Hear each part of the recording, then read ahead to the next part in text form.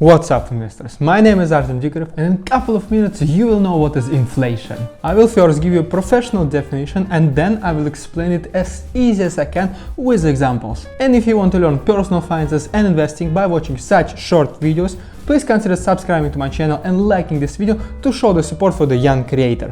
Many more videos are coming. Thank you so much, and let's get straight to the point. Alright, so inflation represents the decrease in purchasing power of a nation's currency. And inflation is the opposite term of deflation. See my next video where I'm talking about deflation. And here is an example. Imagine a basket with fruits and vegetables. And the price tag is $100. Very expensive, but we just use this number for simplicity purposes. And let's say so you have exactly $100, so you buy the whole basket. Next year you come back with another $100 bill, but because of 2% inflation, the same basket now costs $102. The amount of money you have hasn't changed, but now you cannot afford the whole basket. So you have to take out bananas, for example, in order to afford the rest. Inflation means that the same amount of money buys you less and less goods and services every single year. That's why holding money and not investing them is a grave mistake.